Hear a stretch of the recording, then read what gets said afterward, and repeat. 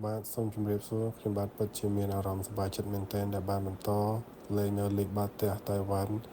ឆ្នាំទី3នេះបន្ទាប់ពី2ឆ្នាំដំបូងបានធ្វើឲ្យខ្ញុំទទួលបានបទពិសោធន៍ជាច្រើនដូច្នេះហើយទើបបានជាខ្ញុំសម្រេចចិត្តបន្តលេងនៅលីកបាល់ទះតៃវ៉ាន់ឆ្នាំទី3នេះសម្រាប់រដូវកាលថ្មីនេះទោះបីជាក្រុមនៅក្នុងលីកមានចំនួនតែ4ក្រុមប៉ុន្តែក្រុមនីមួយៗបាននាំចូលកីឡាករមកទាំងអស់ក្នុងមួយក្រុមមានក្រុម3ទៅ4នាក់សុទ្ធសឹងតែជាកីឡាករដែលមានបទពិសោធន៍ច្រើនសម្រាប់ខ្ញុំគិតថាវាគឺជាឱកាសដ៏ល្អសម្រាប់ខ្ញុំនៅក្នុងការស្វែងយល់ក៏ដូចជាទទួលបានបទពិសោធន៍ថ្មីនៅក្នុងរដូវកាលថ្មីនេះ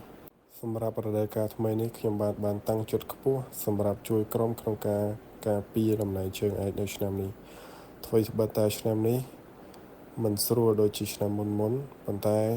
ខ្ញុំសង្ឃឹមថាខ្ញុំនឹងអាចជួយក្រុមក្នុងការការពារតំណែងជើងឯកឲ្យបានសម្រាប់ការប្រកបអាជីពនៅទីនេះរបស់ខ្ញុំបច្ចុប្បន្នគឺមិនមានបញ្ហាអ្វីនោះឡើយប៉ុន្តែពេលដែលមកដំបូងគឺមានបញ្ហាប្រឈមតិចតួចដែរពាក់ព័ន្ធជាមួយនឹងការរស់នៅក៏ដូចជាបរិយាកាសហើយនឹងមិត្តរួមក្រុមថ្មីជាដើមប៉ុន្តែបច្ចុប្បន្នគឺមិនមានឡើយក្នុងនាមខ្ញុំបាទជាកីឡាករមួយរូបខ្ញុំបាទសូមប្រាំផ្ញើដល់យុវជនកម្ពុជាដែលចង់ក្លាយជាកីឡាករអាជីពនិងមានឱកាសចេញប្រកួតក៏ដូចជាលេងនៅក្រៅប្រទេសថាសូមបងប្អូនប្រឹងប្រែងចាប់ឱកាសដែលខ្លួនមានដើម្បីអភិវឌ្ឍខ្លួនឲ្យក្លាយទៅជាកីឡាករមួយរូបខ្ញុំបាទសូមថ្លែងអំណរគុណទៅកាន់អ្នកគាំទ្រដែលតែងតែគាំទ្រខ្ញុំនិងក្រុមនាពេលកន្លងមកហើយសង្ឃឹមបងប្អូននៅតែបន្តគាំទ្រជាពិសេសការប្រកួតសប្តាហ៍ថ្មីមកដល់នេះខ្ញុំសង្ឃឹមថាបងប្អូននៅតែបន្ត